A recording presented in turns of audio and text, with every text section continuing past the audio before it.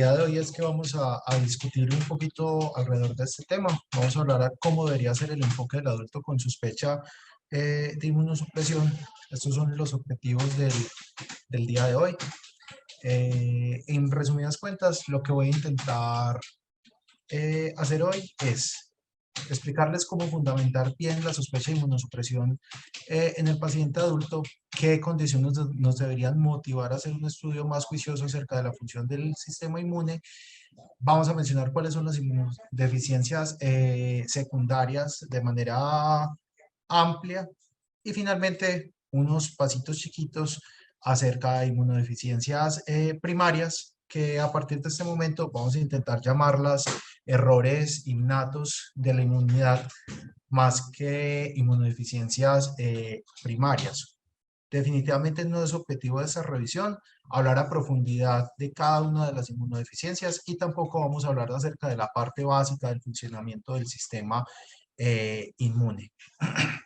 Y para organizar la charla, la organicé o la dividí en 5 grandes preguntas. Entonces las vamos a ir resolviendo alrededor de estos 40-45 minutos. Entonces, cuando estamos fundamentando la sospecha de inmunosupresión, vamos a dividir las cosas que nos deberían motivar a estudiar a un paciente en varias categorías. Unas categorías acerca de las infecciones o de su susceptibilidad a infecciones y otra categoría de motivaciones no infecciosas. Dentro de las infecciones, la palabra clave que siempre tenemos que tener en cuenta es esta, es infecciones inusuales, ya sean inusuales por la frecuencia, por la gravedad, la duración, o cualquier cosa que le motive a uno a pensar que el paciente tenga algo adicional de base que le esté supeditando el riesgo a presentar esas infecciones. En cuanto a frecuencia, esto es lo que ponen en la gran mayoría de papers que hablan acerca de inmunodeficiencia en el adulto, más de 4 infecciones bacterianas al año, excluyendo la infección urinaria, más de 2 neumonías en 3 años, más de 2 sinusitis en un año, y es importante mencionar acá que siempre que uno tenga una infección recurrente de un mismo sitio anatómico, lo primero que debe pensar es que existan efectos locales, ya sea factores anatómicos, por ejemplo, un paciente que tenga una sonda vesical, que tenga un tumor que esté obstruyendo, que tenga un defecto anatómico de la trompa de Eustaquio que le permita hacer otitis a repetición, o factores locales tipo EPOC, tabaquismo, que también le supedite a que las infecciones recurran en el mismo sitio anatómico. Si son de diferentes sitios anatómicos, pues uno ya se debería empezar a sospechar que hay una inmunodeficiencia de base. Acerca de la gravedad, que se presenten infecciones graves, por ejemplo, 2 meningitis bacterianas en la vida, uno tiene que empezar a buscar por qué ese paciente tiene un riesgo aumentado de infección, que presente varias infecciones profundas con siembras a órganos, por ejemplo, una bacteremia que tenga una endocarditis y siempre que el paciente haga una bacteremia otra vez una siembra profunda, pues uno también debería empezar a pensar que debe haber algo raro con ese paciente. Duración, infecciones, por ejemplo, mucocutáneas fúngicas por cándida, por dermatofitos, que sean persistentes en el tiempo, a pesar de que uno los dé tratamiento, debería motivarlo uno también a buscar deficiencia de base. Mala respuesta al tratamiento, por ejemplo, un paciente que esté con una infección que normalmente uno le da un tratamiento oral y se cura rápidamente, que necesite switch hacia un tratamiento intravenoso o que necesite procedimientos quirúrgicos que normalmente no requieren un paciente aparentemente inmunocompetente. Entonces, en ese contexto uno también debería sospechar inmunodeficiencias. O complicaciones ya sean infecciosas crónicas o de otro tipo bronquiectasias, bronquiolitis obliterante, que presente abscesos en órganos profundos, abscesos hepáticos, esplénicos. Uno debería también fundamentar una sospecha de inmunosupresión. Y la última categoría dentro de infecciones sería microorganismos, y en microorganismos quería ampliárselos un poquito porque aquí hay 2 grandes importancias. Uno, acerca de la sospecha, y 2, que algunos tipos de infecciones recurrentes los debe hacer a uno pensar en algún tipo de inmunosupresión en particular o en algún defecto inmunológico particular.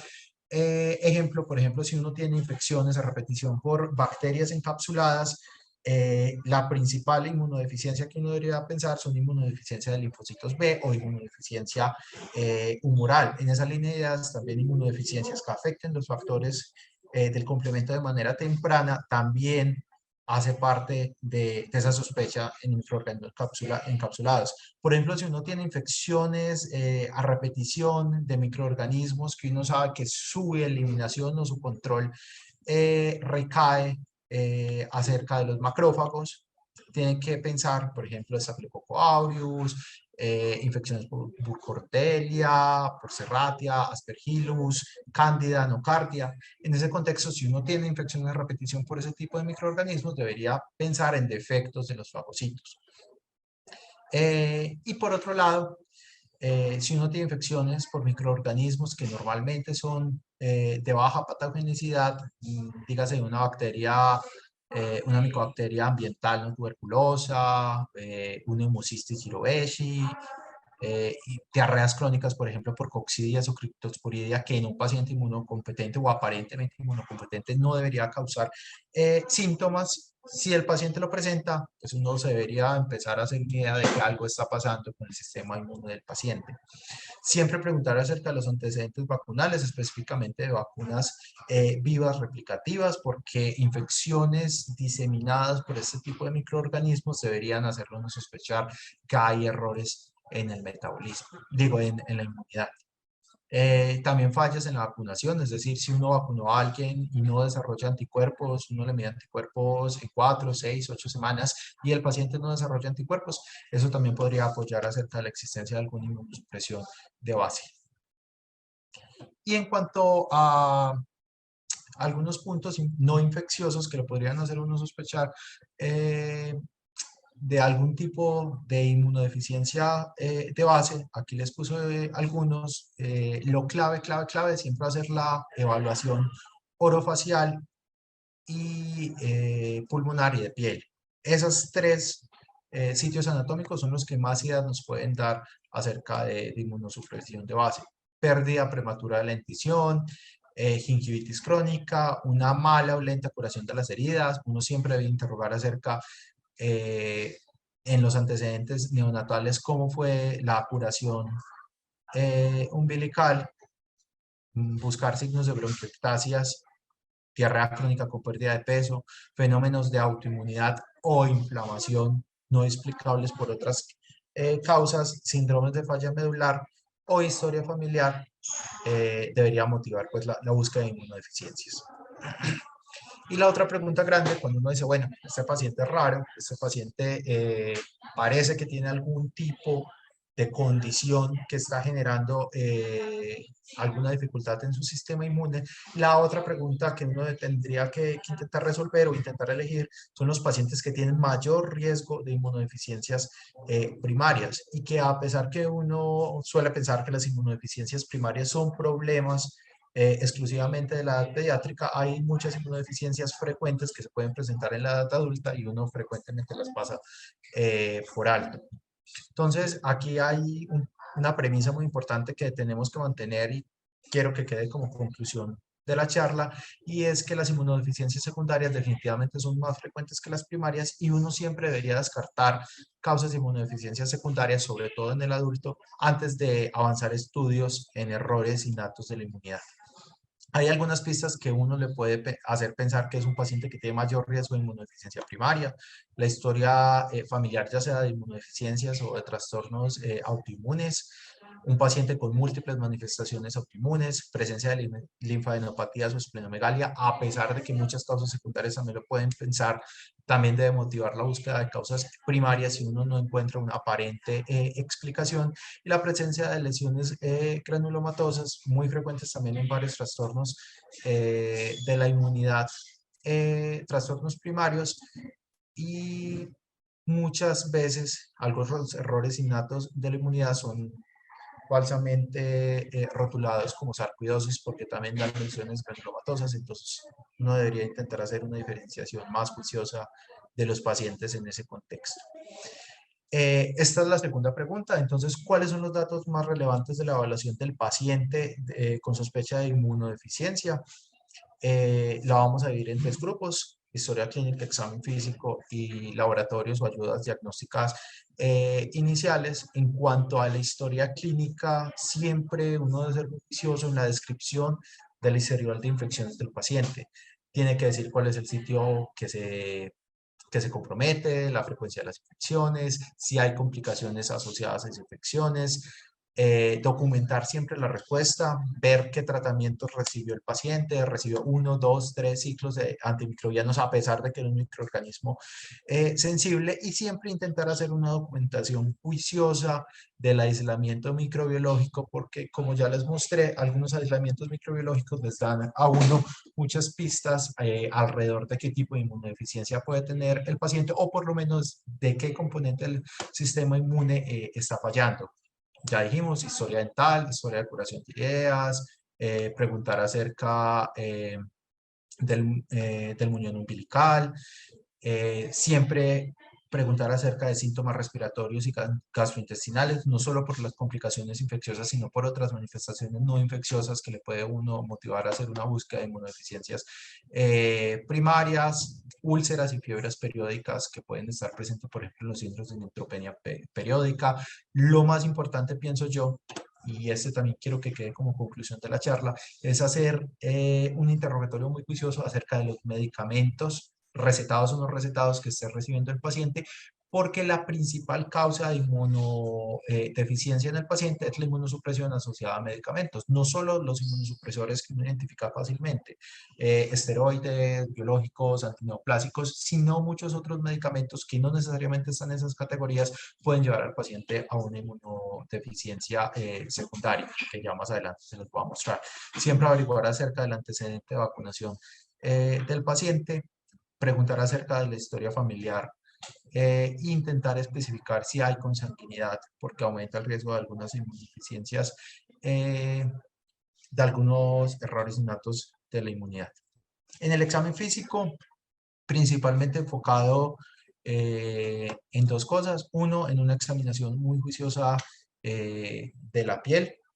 La examinación de la piel va desde la búsqueda de cicatrices hasta procesos infecciosos presentes en el momento de la evaluación. Por ejemplo, un paciente con verrugas diseminadas, de circulación, verrugas muy grandes, le puedo hablar a uno acerca de efectos que tengan que ver con el manejo de los virus, por ejemplo, alteraciones en los linfocitos T citotóxicos, a examinar muy bien todo lo que tiene que ver con la zona orofacial. Hay algunas características sindrómicas que le pueden a uno ayudar a pensar en algunos síndromes que tienen características muy particulares. Por ejemplo, hay algunos eh, síndromes como el síndrome de Hyagashi, que lo que da son zonas de hipopigmentación, entonces el paciente se puede presentar con albinismo, a nivel de las cejas o del pelo, y eso llevarlo a uno a motivar de profundizar un poco más en los estudios de la inmunidad. Intentar identificar organomegalias, hepatoespleno, búsqueda de ganglios, porque le puede a uno ayudar también pues a fundamentar una sospecha y una búsqueda más profunda de errores innatos del metabolismo. Esos son los estudios que uno siempre debería hacer en el enfoque del paciente con sospecha de inmunodeficiencia, siempre intentando buscar primero inmunodeficiencias secundarias, un hemograma completo con extendido de sangre periférica. Los conteos celulares solo del hemograma uno le da muchas pistas acerca de cómo está el funcionamiento del sistema inmune, siempre verificar la función renal, el perfil hepático. Recuerden que la hepatopatía crónica y la nefropatía crónica es una causa frecuente de inmunodeficiencia secundaria. Descartar diabetes, síndrome nefrótico, VIH, y siempre tener un bajo índice de sospecha acerca de la malignidad hematológica. Si el paciente tiene citopenia, ganglios, hepatospleno, pues intentar llenarse de razones para también hacer una búsqueda un poco más profunda acerca de neoplasias hematológicas, que son las que más supeditan pues al riesgo de infecciones. Y en cuanto a imágenes, siempre dirigida a si el paciente tiene un proceso infeccioso activo en ese momento, o buscando complicaciones crónicas, sobre todo a nivel pulmonar, buscando cicatrices de infecciones viejas, lesiones granulomatosas, o descartar bronquiectasias crónicas. Listo. Tercera pregunta, ¿cómo evaluar los componentes del sistema inmune? ¿Se está escuchando bien?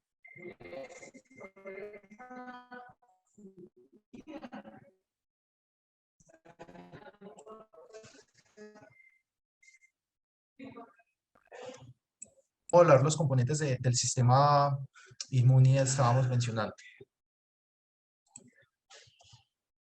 Entonces, Mate, hola, profe. perdón, Mate, es que había como una conversación atrás y dificultaba un poquito el audio, pero ya se Ya, arregló. Va muy bien, sí, listo, señor. Estoy aquí listo, atento. entonces, listo, ahí voy a continuar. Entonces, para la evaluación del sistema inmune, digamos que yo quise dividir las pruebas en dos, unas pruebas un poquito más avanzadas y otras unas pruebas que llamé pruebas de cribado inmunológico. Les voy a mostrar a grandes rasgos de qué disponemos para evaluación del sistema inmune. Muchas cosas en realidad no son pruebas que uno vaya a hacer de primera mano, pero sí hay algunas que me interesa que conozcamos para ahorita que hablemos un poquito acerca del enfoque, nos podamos ubicar un poquito en los algoritmos.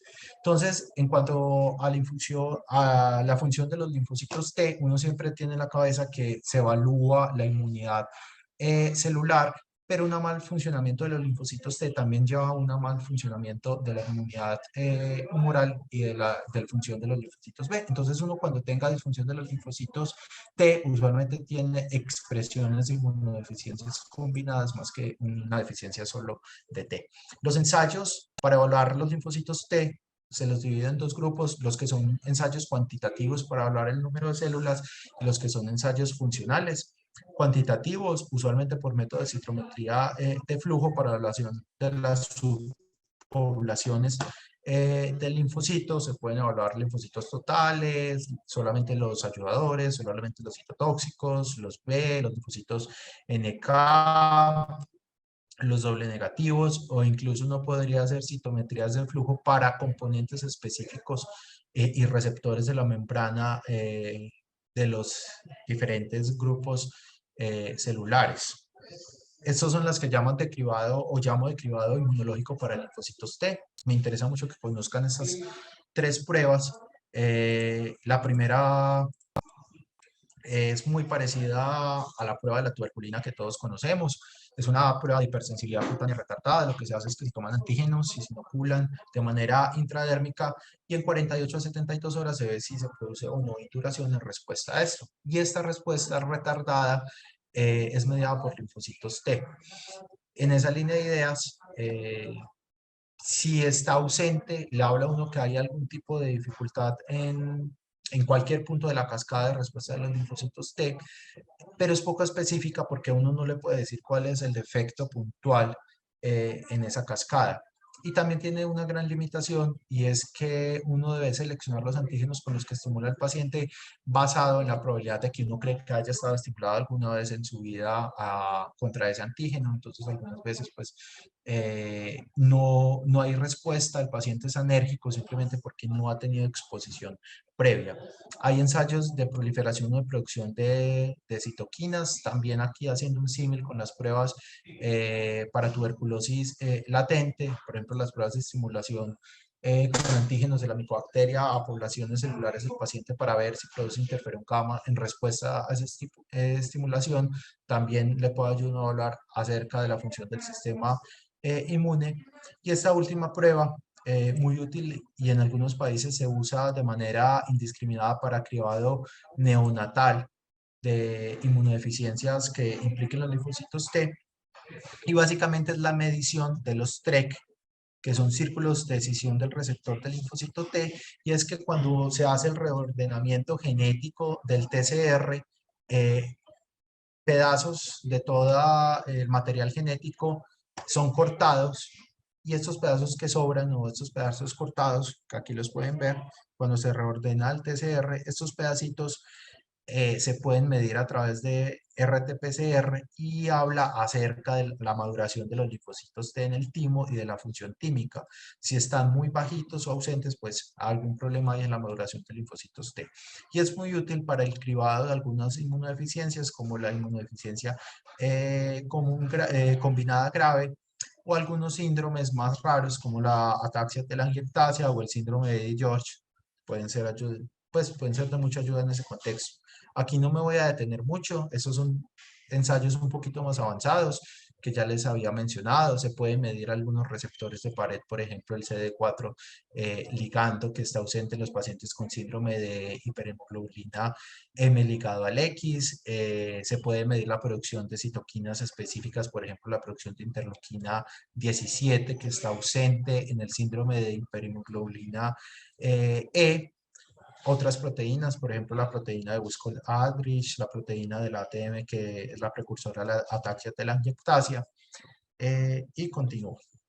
Cuando hablamos de linfocitos T citotóxicos, entonces, básicamente dos pruebas.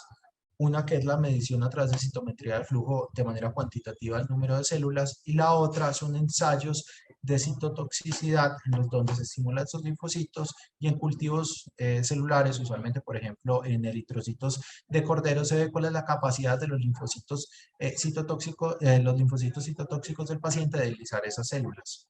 De manera general evalúa pues la función de las células citotóxicas, de los NK y los linfocitos.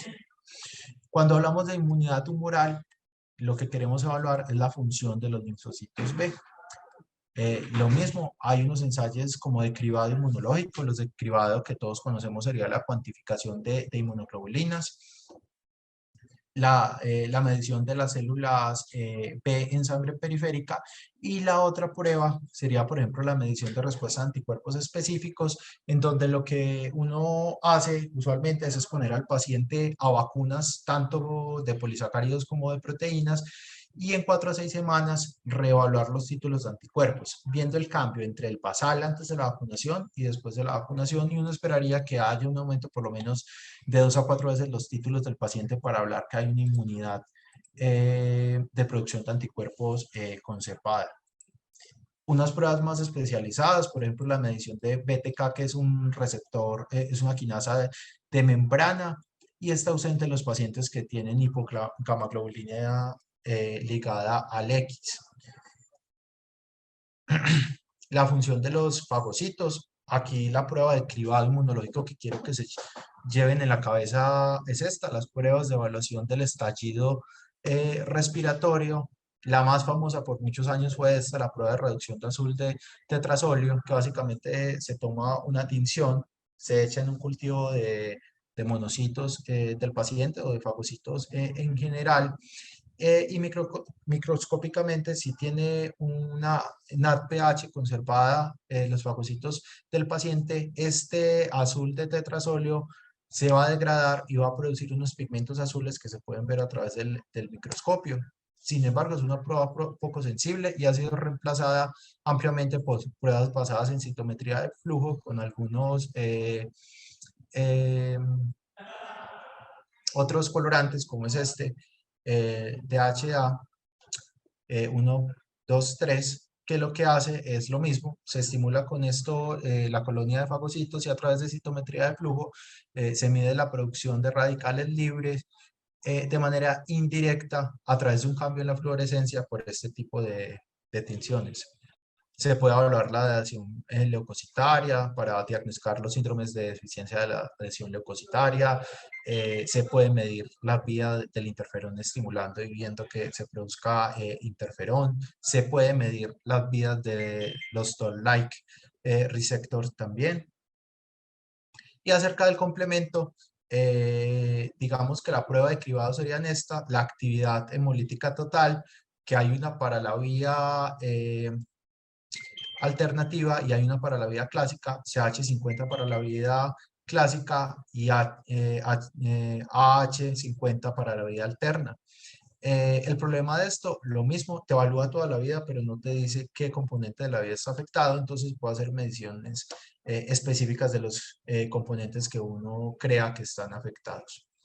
Este es el gran resumen.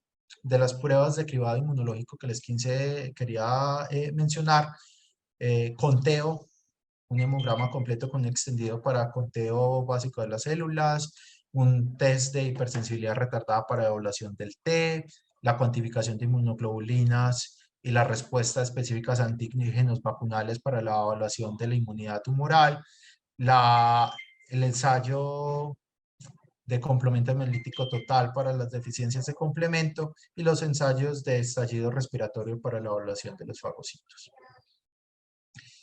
Listo. Esta sería la siguiente pregunta. ¿Cuáles son los errores innatos del metabolismo más frecuente? Entonces, antes de pasar a mostrarles cuáles son los más frecuentes, necesariamente tenemos que hablar de qué son los errores innatos de la inmunidad. Y los errores innatos de la inmunidad son defectos del componente del sistema inmune causados por mutaciones de línea germinal. Es muy importante decir que son mutaciones de línea germinal porque habrá algunas mutaciones somáticas que pueden dar fenotipos muy similares a los de los errores innatos de la inmunidad, pero en realidad no constituyen en sí mismo un error innato de la inmunidad. Son trastornos muy infrecuentes, pero un solo caso presenta una carga de morbilidad altísima. Y usualmente son difíciles de diagnosticar porque presentan una expresión clínica muy heterogénea, desde trastornos de susceptibilidad a infecciones, trastornos de autoinflamación o autoinmunidad, síndromes de falla medular, riesgo de malignidad. Entonces, muchas veces es difícil clasificar al paciente o llegar a un diagnóstico específico. Esta es la clasificación actual de los errores innatos de la inmunidad. Se clasifican en 10 grupos dependiendo de cuál sea el componente mayormente afectado, ya sea inmunodeficiencias combinadas, inmunodeficiencias combinadas con características sindrómicas, predominantemente anticuerpos, trastornos de regulación inmune que se caracterizan más por ser trastornos autoinflamatorios, trastornos de los fagocitos, de la inmunidad innata, otro grupo de trastornos clasificados como autoinflamatorios, trastornos acerca de los componentes del complemento, los síndromes de falla medular causados por mutaciones específicas y finalmente un grupo que se llama fenocopias de los errores innatos de la inmunidad, que son este grupo que les mencionaba, que tienen un sustrato diferente a mutaciones de línea germinal, pero que tienen una expresión clínica muy parecida a algunos de los trastornos presentes en los otros grupos. Aquí en fenocopias, mencionarles rápidamente porque tal vez esto es de lo que uno tiene que estar más atento en el paciente adulto con presentaciones muy tardías.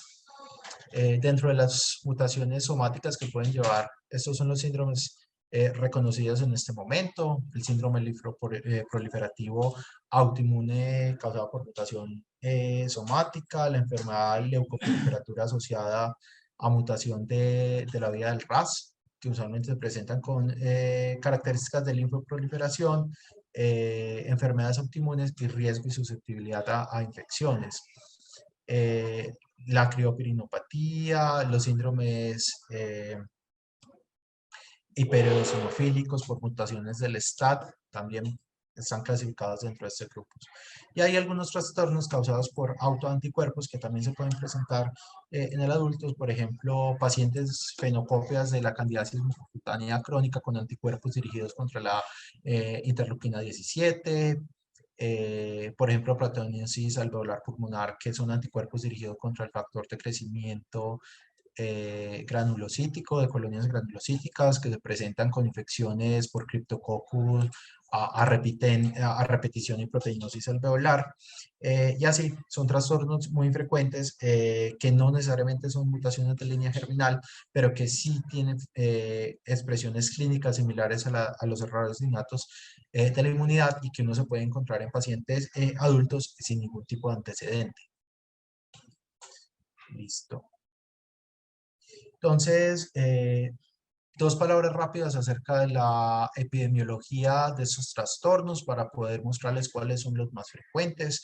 Definitivamente, lo más frecuente son los trastornos de deficiencia predominantemente de anticuerpos. Dentro de este grupo de deficiencia predominantemente de anticuerpos, lo más común es la deficiencia selectiva de inmunoglobulina A y la inmunodeficiencia común variable en este estudio. Esta corte es italiana. Esa es más o menos la frecuencia con la que se presentan los raros innatos de la inmunidad. No es despreciable. Una prevalencia alrededor de 5 a 10 por cada 100.000 habitantes. Esta corte es irlandesa y se encuentran básicamente lo mismo, deficiencias predominantemente de anticuerpos y deficiencias del complemento pues también son frecuentes. Entonces, más o menos un 60% son deficiencias predominantemente de anticuerpos y por eso les voy a hablar acerca de las tres más frecuentes. Entonces está la deficiencia selectiva de la inmunoglobulina A, es la más frecuente definitivamente de todas las inmunodeficiencias.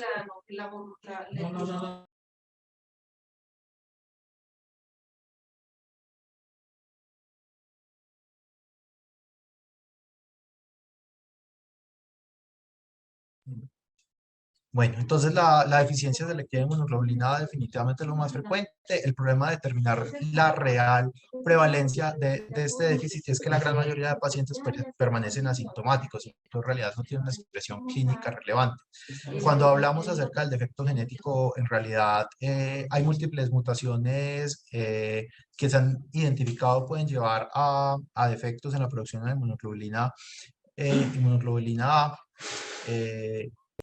La fisiopatología, el punto más importante es en la diferenciación terminal de los plasmablastos, que no maduran hacia células secretorias, entonces no hay secreción de inmunoglobulina A.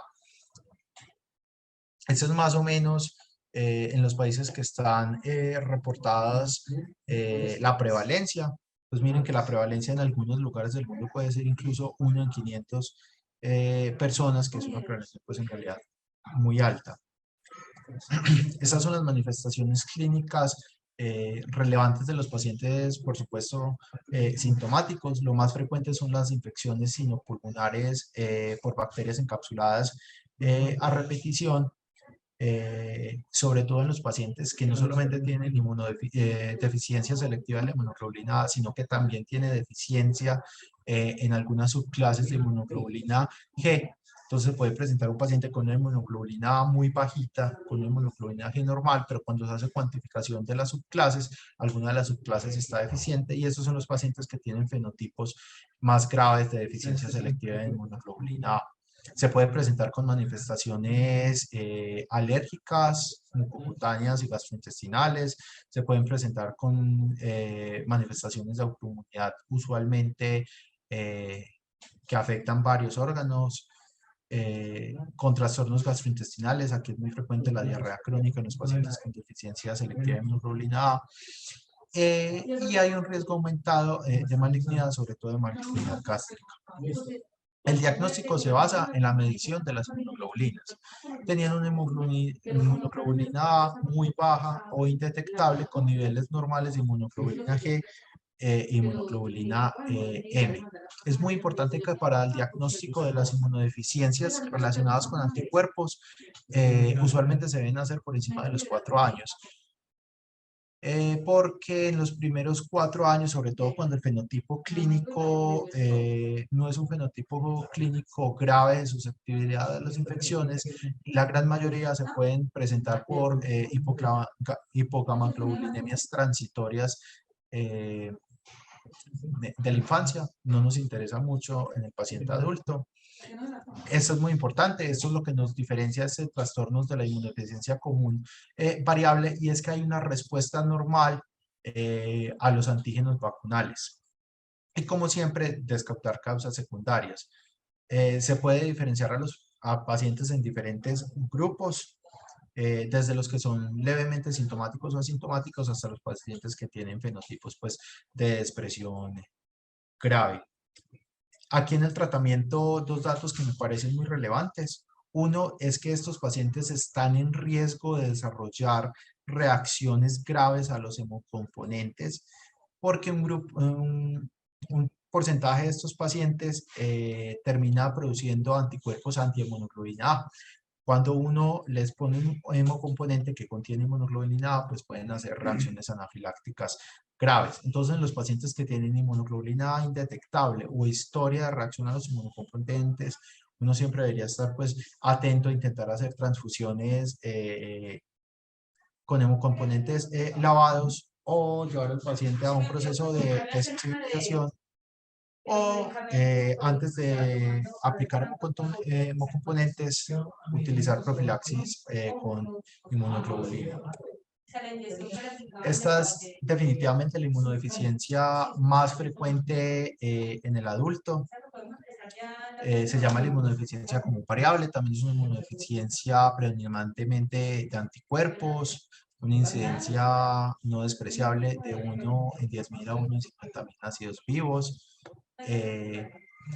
Y aquí es importante mencionar, y es que la expresión clínica también es sumamente heterogénea. Va desde susceptibilidad a las infecciones hasta respuesta incompleta a anticuerpos, complicaciones autoinmunes y linfoproliferativas. Lo mismo, no hay un trastorno genético único en la inmunodeficiencia común variable y digamos que al no haber un defecto genético único, el diagnóstico se basa más en pruebas funcionales de los linfocitos B. Las manifestaciones clínicas, como les digo, son sumamente variables, va desde infecciones a repetición, usualmente sinopulmonares por bacterias encapsuladas, complicaciones pulmonares crónicas son sumamente frecuentes, las bronquiectasias, los pacientes se pueden presentar con lesiones granulomatosas o con infiltración linfocítica policlonal, entonces llevará hepatoespleno o ganglios, sobre todo ganglios linfáticos cervicales o axilares. Hay manifestaciones de autoinmunidad en un número muy considerable de pacientes. Dentro de estas, tal vez las más frecuentes son las citopenias autoinmunes y también un grupo importante de pacientes se presenta con diarreas periódicas, usualmente autolimitadas y leves. El diagnóstico. El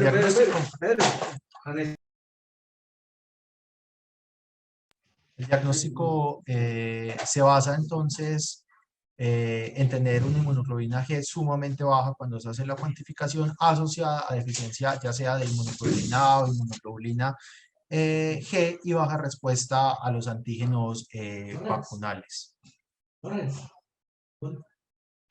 Aquí me voy a saltar este pedacito en aras del tiempo para poder mostrarles esto que me parece muy importante y es cómo estudiar la sospecha de inmunodeficiencia secundaria. Entonces, cuando hablamos de inmunodeficiencias secundarias, usualmente no son trastornos que llevan un riesgo de infección tan específicas como las inmunodeficiencias o errores innatos de la inmunidad.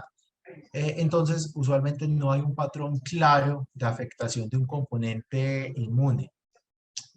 En esa línea de ideas, pues más fácil que hablarles específicamente de qué inmunodeficiencia secundaria afecta a cada componente del sistema inmune, es más sencillo hablar por grupos.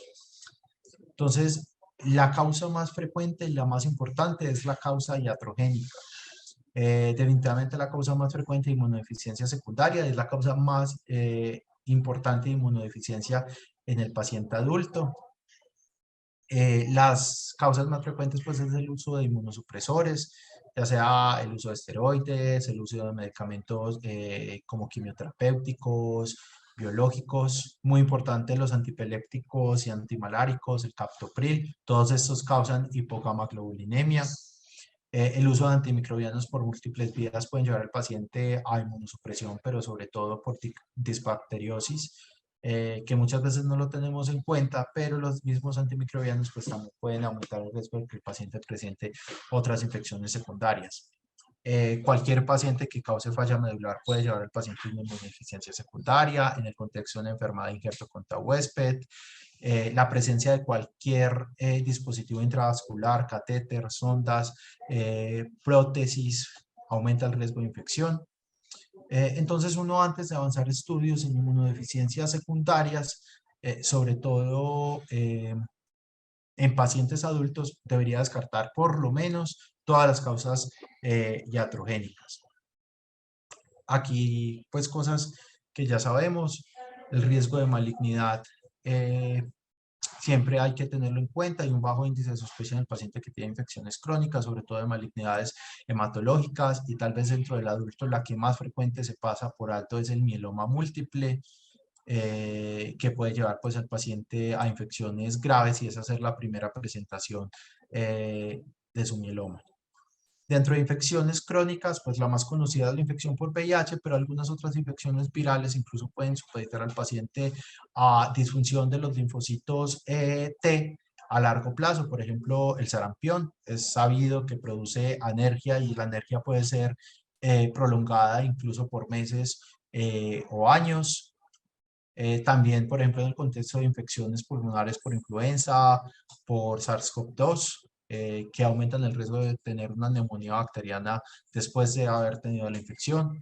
Las infecciones por micobacterias también producen alergia muy similar como el sarampión.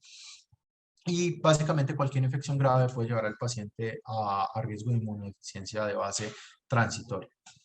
Dentro de los defectos nutricionales, aquí a mencionar tres que me parecen los más importantes. Uno es el síndrome nefrótico, que los pacientes, pues, al igual que orinan albúmina, también orinan inmunoglobulinas, entonces puede llevar al paciente a inmunodeficiencia de base.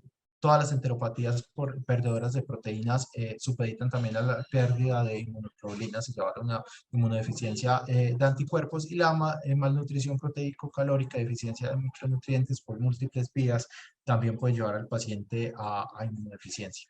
Hay muchas causas de inmunodeficiencias secundarias, es difícil en realidad uno poder cubrir todas. Básicamente cualquier disfunción orgánica puede llevar a inmunosupresión. La diabetes mal controlada es un factor de inmunosupresión sumamente importante. Las edades extremas, a medida que pasan los años, pues la inmunosenescencia también se hace más marcada. Cualquier tipo de trauma también lleva a inmunodeficiencia local. Cualquier trastorno autoinmune también aumenta el riesgo de infección.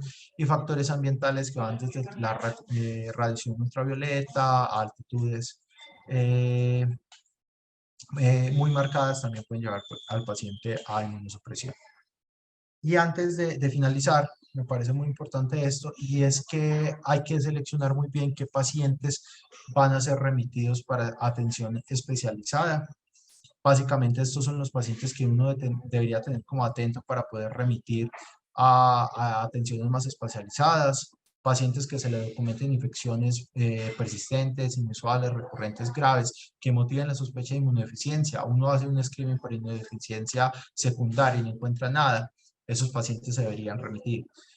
Pacientes que las pruebas de laboratorio que ya hablamos ahorita de screening inmunológico sugieren que hay algún tipo de inmunodeficiencia, también requiere una evaluación un poco más avanzada. Sospecha de inmunodeficiencia por cualquiera de las cosas que ya hayamos mencionado, ya sea porque tengan características sindrómicas, o porque tienen historia familiar, también necesitan una evaluación un poco más avanzada. Y pacientes que uno sabe que tienen inmunodeficiencia secundaria, pero esa inmunodeficiencia secundaria no se puede solucionar y tiene infecciones que considerablemente afectan pues el estado de salud del paciente, también requiere una evaluación un poco más especializada para recurrir a opciones de tratamiento que, si bien no solucionan la inmunodeficiencia secundaria, pueden solucionar un poco el estado de inmunodeficiencia del paciente. ¿Qué información debe incluir? Una historia clínica completa, toda la historia de vacunación actualizada, historia de medicamentos, evaluación, todas las evaluaciones y pruebas inmunológicas que se le haya realizado al paciente. Idealmente, si uno ya tiene en mente algún tipo de componente afectado, por lo menos hacer el screening inmunológico para ese tipo de alteración. Y la verdad es que saber a quién remitir el paciente es un poco difícil, porque hay un cruce entre enfermedades infecciosas, enfermedades hematológicas, enfermedades autoinmunes. Entonces, lograr lograrlo es un poco difícil. Nosotros en la ciudad tenemos pues la gran ventaja de que la Universidad de Antioquia cuenta con un grupo de inmunodeficiencias primarias, entonces uno podría intentar hacer el contacto con ellos para remitir a un paciente que tenga alto riesgo de una inmunodeficiencia primaria para orientación. Bueno, y para no alargar mucho la charla, estas serían, creo que las cuatro grandes conclusiones más importantes. Uno, que la sospecha clínica se basa en infecciones inusuales, manifestaciones autoinmunes y otras que tal vez no sean infecciosas, pero no centrarnos solamente en las manifestaciones infecciosas, sino que hay que recalcar que si uno ve que un paciente tiene riesgo de infección y adicionalmente tiene otras características autoinflamatorias, linfoproliferativas, y una diarrea crónica, pues uno sí debería tener los ojos bien abiertos a que no haya algo adicional de base que le esté al paciente aumentando esa susceptibilidad a las infecciones, tener un bajo índice de sospecha para los errores innatos de inmunidad, sobre todo en pacientes que tengan historiales o infecciones inusuales o de manifestaciones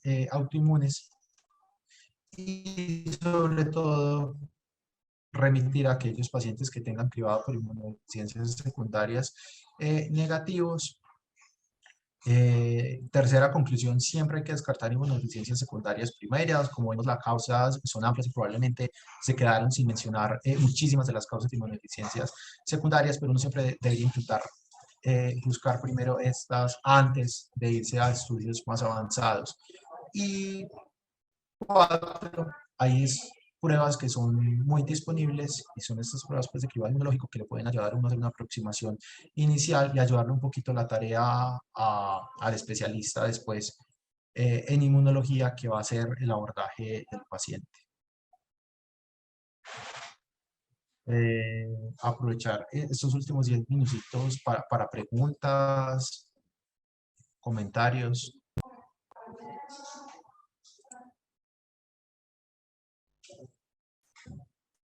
Buenas tardes. Me acabo aquí el micrófono. No sé si más profesor de la Universidad de Antioquia o puedo participar, o si hay más docentes del Departamento de Medicina Interna, o soy el único que está aquí de colado de internista.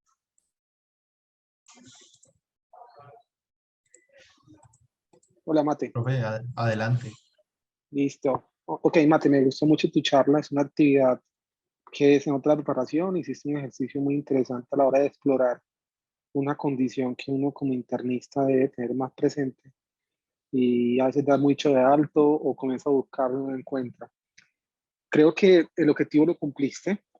Yo pienso que deberíamos ser un poquito más acuciosos en la parte secundaria, y hago énfasis en esto porque nos enfrentamos mucho a esto, pero existe muy buen hincapié en la parte de buscar enfermedades no VIH que pueden producir algún tipo de alteración inmunológica en los pacientes y generar infecciones graves.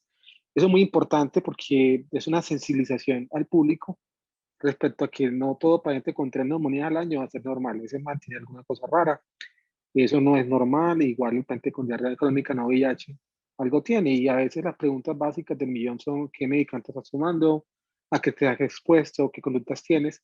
Pero nos quedamos como muy corticos a la hora de explorar un poquito más las causas secundarias más raritas e incluso las primarias. Ahora bien, yendo hacia tu punto muy bien trabajado respecto a la parte de las inmunodeficiencias primarias, el problema del adulto básicamente es que estos pacientes han ido por varias especialidades y muchas veces no han tenido ningún tipo de respuesta a su problemático, al manejo sintomático. Por lo que se trata y otra vez vuelve y no sospechamos que va a estar sucediendo. Creo que tu aporte muy bueno de habernos dicho qué infecciones podían tener una manifestación más frecuente o más común en este tipo de pacientes. Igualmente, como dando esas infecciones se hacen como considerablemente sistémicas graves. Y creo que hay un punto que tocaste, pero que a mí sí me interesa mucho, y es para que mucho de la gente que está en formación, es la malignidad de inmunodeficiencia MATI. ¿Qué tan frecuente es una malignidad de inmunodeficiencia? Eh, por un lado. Segundo, el riesgo de eczemas en la piel en estos pacientes. Y tercero, la parte de los pacientes que tienen adenopatías. ¿Cómo estudiarlos? ¿Qué hacer? ¿Se da normal o no? Y cuarto, muy rebuscado de pronto para ti, pero el uso de, por ejemplo, medicación con gamma globulina y los exomas genéticos en estos pacientes. Muchas gracias. Profe, me parecen muy interesantes las preguntas, porque de hecho cuando uno se sienta a buscar literatura acerca de eso, muchas de las publicaciones habla acerca de los cruces, acerca de los cruces en diferentes cosas. No solamente, por ejemplo, el riesgo, uno piensa inmunidad igual infección, pero también se cruza entonces con la malignidad hematológica, se cruza con el riesgo de enfermedades autoinmunes, no solamente pues inflamación simplemente por su inmunodeficiencia base, sino riesgo de desarrollo de enfermedades autoinmunes definidas pues por los criterios usuales. El riesgo de malignidad en casi todos los trastornos de inmunodeficiencias primarias pues, o errores innatos de la inmunidad, en casi todos está aumentado el riesgo de malignidad, en algunas más que otras. Por ejemplo, en estas que son más frecuentes en el adulto, la inmunodeficiencia común variable, el riesgo de malignidad, sobre todo de malignidades hematológicas tipo linfoma o de malignidad gástrica, es aumentado por lo menos de 10 a 20 veces comparativamente con la población general sin ningún otro factor de riesgo. Y, y sobre todo las malignidades que su precursor son algún tipo de infección crónica, por ejemplo, en los linfomas, la infección crónica por virus Epstein-Barr o la gástrica por Helicobacter pylori, son aquellas, son tal vez las infecciones que tienen mayor riesgo en la población de pacientes con inmunodeficiencias primarias, y el cachito ahí, los pacientes con inmunodeficiencias secundarias también están en mayor riesgo de malignidad, también por una explicación muy similar. Bueno, el uso de gamma globulina, pues depende mucho en realidad de la inmunodeficiencia en la que uno se esté enfrentando. Digamos que aquellas en donde predominantemente son deficiencias de anticuerpos, en muchas de ellas la terapia primaria pues es la terapia de reemplazo de inmunoglobulina con inmunoglobulina hipirinmune, pero no dejar de pasar de lado pues que a pesar de que son las más frecuentes, no son las únicas. Y en otros contextos clínicos, pues uno también debería seleccionar. Por ejemplo, en los pacientes que tengan defectos, por ejemplo, en el síndrome de susceptibilidad mendeliana a las micobacterias, donde el defecto es de interferón gamma, esos pacientes se les puede ofrecer tratamiento con interferón gamma, siempre y cuando la mutación no sea del receptor. Entonces, así como decir que en general reemplazo de monoglobulinas en todos los contextos, no, hay muchas terapias una a una, dependiendo del contexto clínico específico. Hay unas más para los defectos linfagocitos, hay uno más para los defectos de la inmunidad celular, y así uno a uno, pues cada uno tiene una terapia. Y hay a hacer también un puntico muy interesante, y es que últimamente uno ve muchas publicaciones acerca de la terapia génica, y parece algo salido pues de ciencia ficción, pero hacia eso se va a ir el tratamiento de estos errores innatos de la humanidad, hacia la terapia más dirigida y terapia génica. Y la utilidad de las pruebas genéticas, pues digamos que en los síndromes que tienen una genética claramente descrita, en la actualidad han desplazado completamente las pruebas funcionales. Digamos que en el caso del exoma tiene un gran peligro, y es que uno puede encontrar mutaciones anormales que no tienen expresión clínica. Entonces uno falsamente puede ver mutaciones, achacarle eso a la expresión clínica del paciente, pero en realidad esa era una variante sin expresión clínica y uno quedarse sin un diagnóstico más preciso. Pero definitivamente todos los estudios genéticos cada vez más disponibles están revolucionando el diagnóstico pues, de todo este tipo de enfermedades con un sustrato genético tan importante. Profe, ¿se me pasa alguna pregunta? No, que estuvo bien, aparte estuvo muy claro. También te hiciera como otro punto interesante, sobre todo para medicina general y uno como especialista en medicina interna, es la parte de profilaxis de ciertas infecciones, qué tanto hay que hacer profilaxis de estos pacientes. Adicional a eso, hacer como un pequeño pues, anotación que tú muy bien hiciste, respecto a que estos pacientes pueden encontrar por muchas causas, entre ellos la autoinmunidad. ¿Cuándo en autoinmunidad también podríamos sospechar? ¿Nos iríamos más tal vez a enfermedades que son disregulatorias de la inmunidad, llámese un STIL, o iríamos más a enfermedades como lupus? ¿O cómo haríamos nosotros como internistas a la hora de como corroborar esa situación clínica que nos está presentándose ante nosotros? Muchas gracias nuevamente.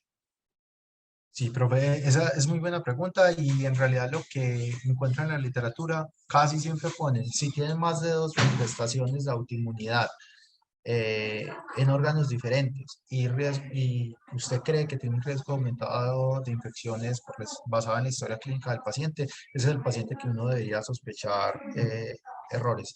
Pero específicamente que mencionen algunos, no. Y los que son trastornos autoinflamatorios, tal vez son los más raros. Yo pensé que cuando me iba a sentar a revisar el tema, pues iba a hablar trastornos autoinflamatorios y era lo más frecuente y en realidad no, son las manifestaciones autoinmunes igualitas a las de la población general, tiroiditis, citopenias autoinmunes, LES, Sjögren, sino que lo que mencionan es si tiene varias manifestaciones más el cuadro de susceptibilidad de infecciones, a ese es el paciente que hay que pensar en errores innatos de la inmunidad. Yo creo que el llamado está muy claro, Mate. Hay un único puntico de pronto cuando hay, creo que infección activa o alguna condición es a no pedir las pruebas, supongo. Por ejemplo, tengo un paciente que tiene neumonía o que tiene en ese momento una enfermedad activa y es linfopénico, pedir conteo de CD4, pedir ese tipo de pruebas, ¿tiene alguna utilidad? ¿O tú dirías, no recomendáramos hacer esto, espere que pase la tormenta y que esté calmado el sistema inmunológico? ¿Cómo sería tu planteamiento respecto a ese punto? Un paciente llegó, sospechamos inmunodeficiencia, pero tiene actividad de otra cosa. ¿Cómo haríamos nosotros como para decir, es el momento, no es el momento, para que de pronto no gastamos recursos en lo que probablemente nos va a dar algo que no va a ser útil? ¿Cuál sería tu aproximación a esa situación?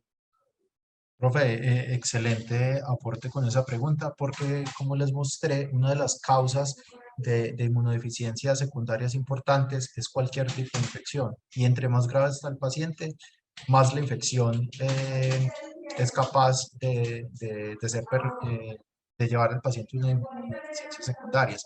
Entonces, en el momento agudo en el que el paciente está con una infección grave, está hospitalizado, pienso yo que no es el momento ideal para hacer este tipo de pruebas, excluyendo pues las pruebas genéticas que no se van a modificar, pero lo que son pruebas funcionales o incluso muchas veces las mismas pruebas de conteo celular van a estar alteradas durante la infección y no van a dar lugar,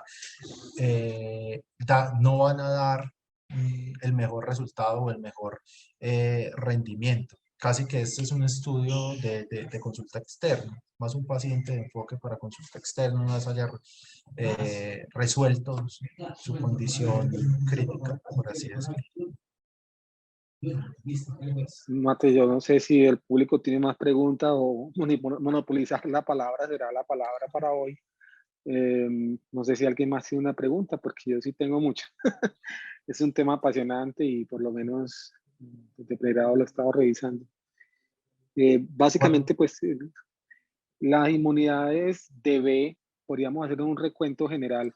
Nuevamente, Mate, como de conclusión, a modo de conclusión, tus mensajes así, por tipo de celularidad o tipo de inmunodeficiencia, en 3 palabras, ¿cuál sería como tu mensaje para sospechar un tipo de infección o un tipo de alteración? Para cerrar, pues como pienso yo, como el caso, ya que llevas 1 hora, 2 minutos y hace una excelente charla.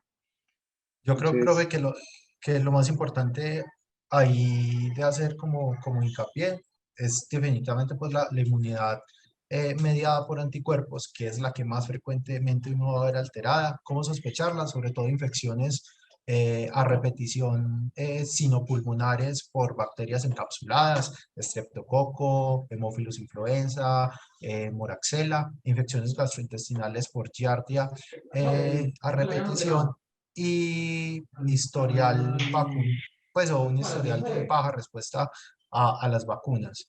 Es lo más frecuente Hay punto importante, la medición de las inmunoglobulinas es la que más pistas nos va a dar.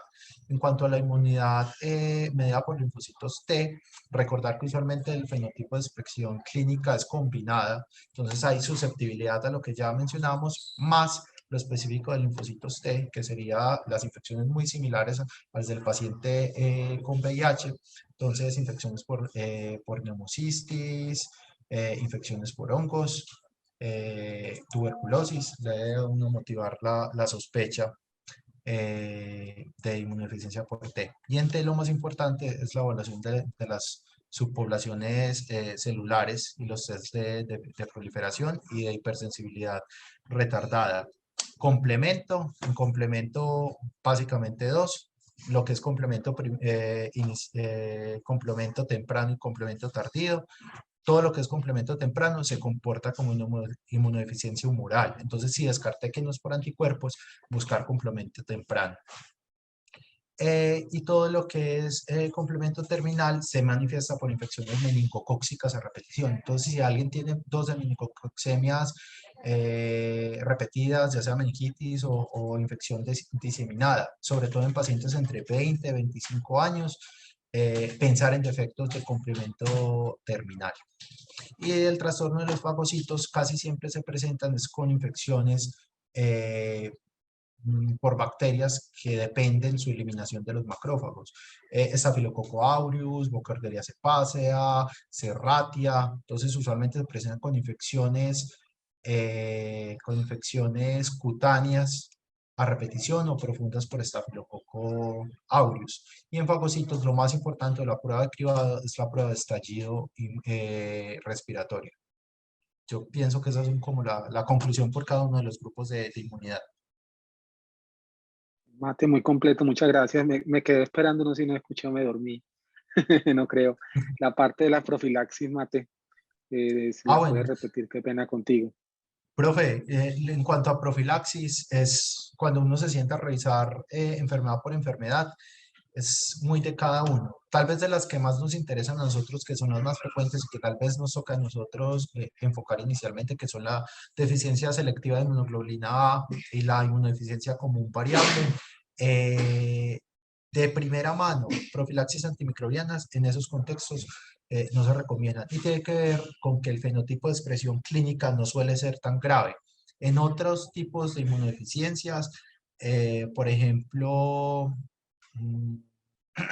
la enfermedad granulomatosa crónica, sí se recomienda profilaxis primaria, en ese caso, la enfermedad granulomatosa crónica, como casi todos los pacientes mueren por infecciones fúngicas tipo Aspergillus, que es una deficiencia de los fagocitos, por ejemplo, se recomienda profilaxis con itraconazol a largo plazo y profilaxis en otros contextos, por ejemplo, la candidiasis mucocutánea crónica, profilaxis con fluconazol, pero es muy dependiente de cada uno de los errores y de qué tanta penetrancia tenga el trastorno y qué tan grave sea, y de eso depende la propuesta o no de profilaxis antimicrobiana a largo plazo. Es muy dependiente de caso a caso. La otra que quedó ahí, qué pena con los de educación. Pero Mateo, tu manejo del tema muy bueno, es la parte de la adenopatía. ¿Qué tan útil es buscar en estos pacientes que tienen este tipo de alteraciones, que tienen esplenomegalia, que tienen toda esa reacción de linfocitos no útiles, buscar malignidad tipo linfoma? En ese punto, o Cami está por ahí, no sé, habla como alguien, o se acabó. Profe, en lo de adenopatías, sí dice que uno debería tener un índice de sospecha muy bajo. Vuelvo a lo mismo, como hay cruce entre las inmunodeficiencias y el riesgo de malignidad, o incluso la misma malignidad suele dictar un riesgo de inmunodeficiencia secundaria, sí, lo que dicen es tener un índice de sospecha muy bajo e irse rápidamente a estudios invasivos tipo biopsia de ganglios o si tiene citopenias inexplicadas, biopsia de médula ósea, porque definitivamente las malignidades hematológicas son las que más producen inmunodeficiencia. El riesgo de hemafagocítico en estos pacientes es bajo, es alto, hemafagocitosis. ¿Qué tan frecuente ocurre este tipo de alteración? que sería una condición amenazante para la vida en ellos.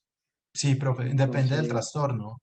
Por ejemplo, en uno frecuente que es, por ejemplo, en la enfermedad o en el síndrome de susceptibilidad mendeliana a micobacterias, en donde hay trastornos del interferón y que la terapia es con interferón, esos pacientes están en riesgo aumentado de hemofagocítico. Y el hemofagocítico primario, que no lo vemos pues en adultos, está dentro del grupo de errores innatos de la inmunidad. Entonces, es frecuente y estos pacientes están en riesgo, depende sobre todo de la vía que está afectada.